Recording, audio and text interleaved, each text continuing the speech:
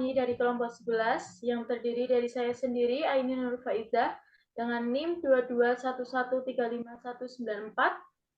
Kemudian ada Fauzia Afrianur dengan NIM 221135259 dan Valentina Febriana W dengan NIM 221135228 yang akan mempresentasikan tentang teori belajar dan motivasi belajar.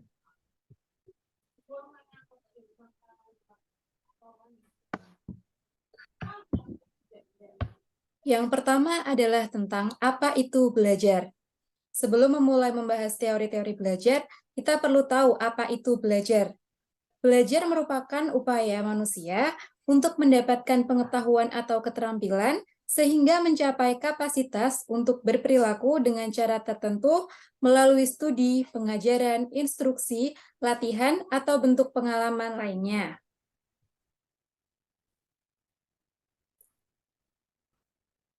Kemudian kita belajar tentang teori belajar. Yang pertama ada teori behaviorisme, yaitu teori yang mengedepankan perubahan perilaku akibat adanya stimulus dan respon. Yang kedua, teori sosial kognitif, yaitu mengakomodasi kemampuan kognitif manusia dalam berpikir dan belajar melalui pengamatan sosial. Yang ketiga, konstruktivisme, yaitu pengetahuan tumbuh dan berkembang melalui pengalaman.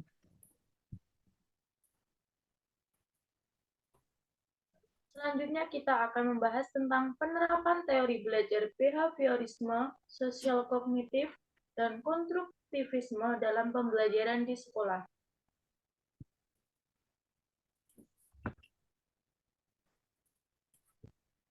Yang pertama yaitu penerapan teori behaviorisme dalam pembelajaran di sekolah. Dimulai dari materi sederhana sampai kompleks. Kemudian guru lebih banyak memberikan contoh berupa instruksi selama mengajar.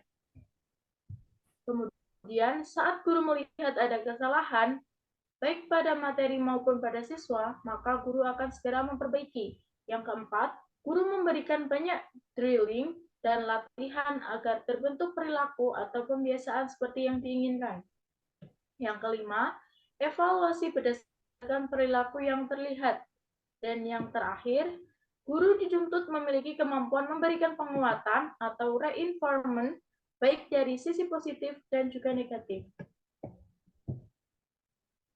Selanjutnya adalah penerapan teori sosial kognitif dalam pembelajaran di sekolah. Yang pertama, meminta siswa untuk merefleksikan pengalaman mereka melalui pembuatan jurnal atau laporan harian tentang kegiatan apa saja yang mereka lakukan. Kemudian yang kedua, mendorong diskusi berdasarkan apa yang diajarkan dengan meminta siswa untuk menjelaskan materi pembelajaran di depan kelas dan mengajak siswa lainnya untuk mengajukan pertanyaan. Kemudian yang ketiga, membantu siswa menemukan solusi baru untuk suatu masalah untuk mengembangkan cara berpikir kritis. Kemudian untuk yang keempat adalah meminta siswa untuk memberikan penjelasan tentang ide atau pendapat yang mereka miliki. Kemudian yang kelima, membantu siswa dalam mengeksplorasi dan memahami bagaimana ide-ide bisa terhubung. Dan yang terakhir adalah meningkatkan pemahaman dan ingatan siswa melalui penggunaan visualisasi dan permainan dalam menyampaikan materi.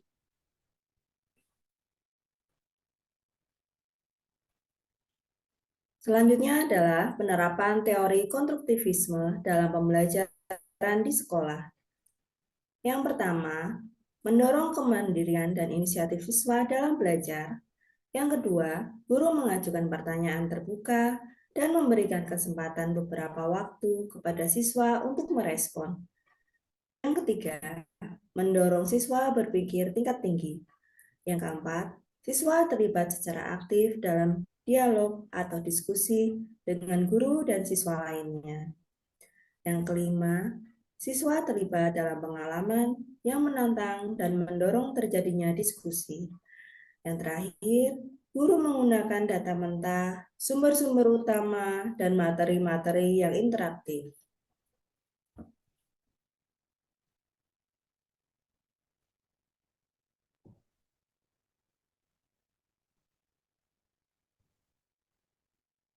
Selanjutnya kita akan belajar tentang model pembelajaran berdasarkan prinsip konstruktivisme.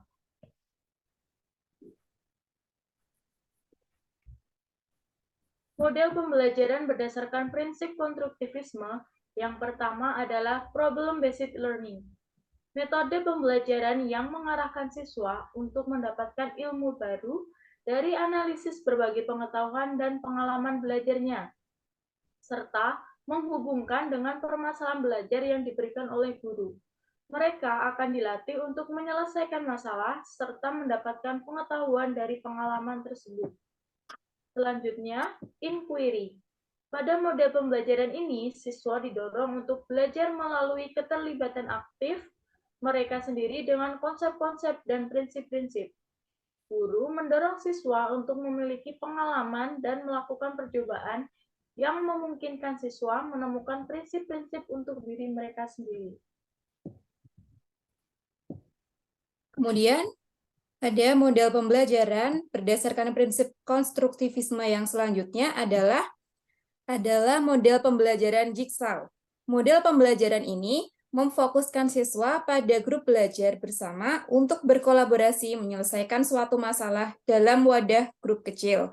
Kemudian yang kedua ada Contextual Teaching Learning atau CTL. Pada model pembelajaran ini memberikan fasilitas kegiatan belajar siswa untuk mencari, mengelola, dan menemukan pengalaman belajar yang lebih bersifat konkret dan mengaitkan dengan kehidupan nyata siswa.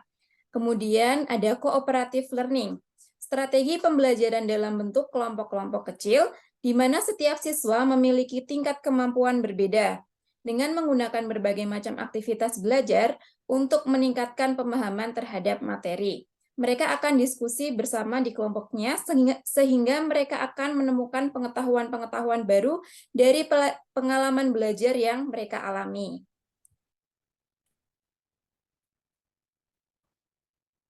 Kemudian kami akan membahas studi kasus terkait motivasi belajar.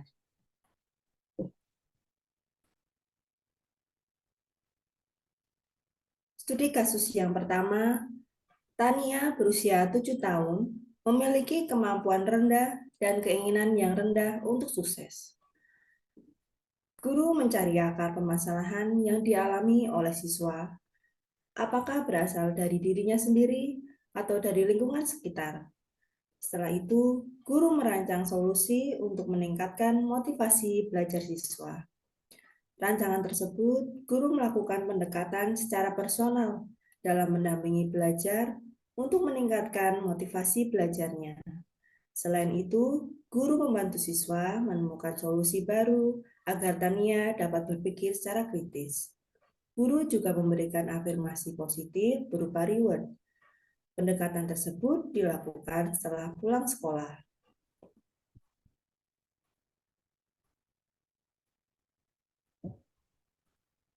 Studi kasus yang kedua yaitu Samuel, 10 tahun yang bekerja keras untuk menjaga harga dirinya pada tingkat tinggi, tetapi memiliki rasa takut akan gagal yang kuat. Rencana yang akan dilakukan oleh guru yaitu mengubah pola pikir siswa tersebut dengan memberikan penjelasan bahwa pola pikir masing-masing individu itu berbeda dan tidak ada yang sama. Kemudian menjelaskan bahwa kegagalan sebagai motivasi dalam hidupnya untuk tidak mudah menyerah. Pola pikir yang dihadapi Samuel harus dirubah dan memberikan pemahaman bahwa kecerdasan Samuel itu dapat tumbuh seiringnya waktu. Kemudian, guru mendorong siswa untuk melakukan hal-hal baru agar Samuel berpikir terbuka dan tidak memiliki rasa takut untuk gagal. Kemudian pada studi kasus yang ketiga, ada anak bernama Sandra yang berusia 13 tahun. Dia tenang di dalam kelas dan meremehkan keterampilan mereka.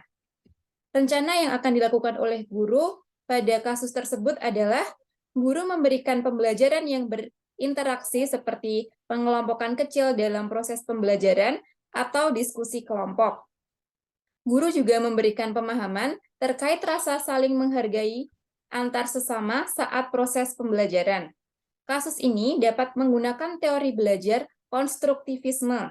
Dengan menerapkan teori belajar ini ke Sandra, maka akan terjadi interaksi antara dirinya dengan teman-teman sekelasnya, sehingga mereka akan saling memahami keterampilan yang dimiliki oleh teman satu sama lain dan akan menumbuhkan rasa saling menghargai satu sama lain.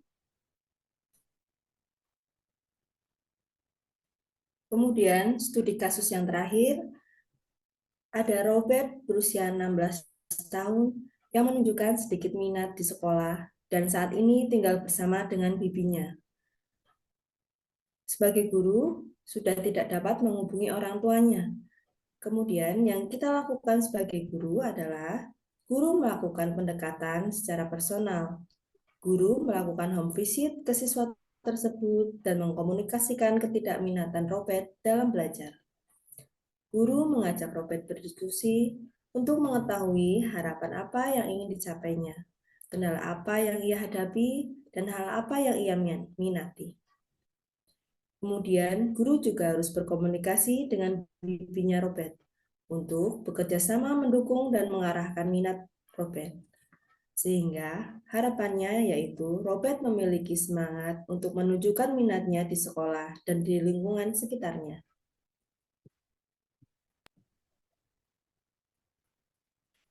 Sekian presentasi dari kelompok kami, kurang lebihnya kami mohon maaf. Terima kasih atas kesempatan yang telah diberikan.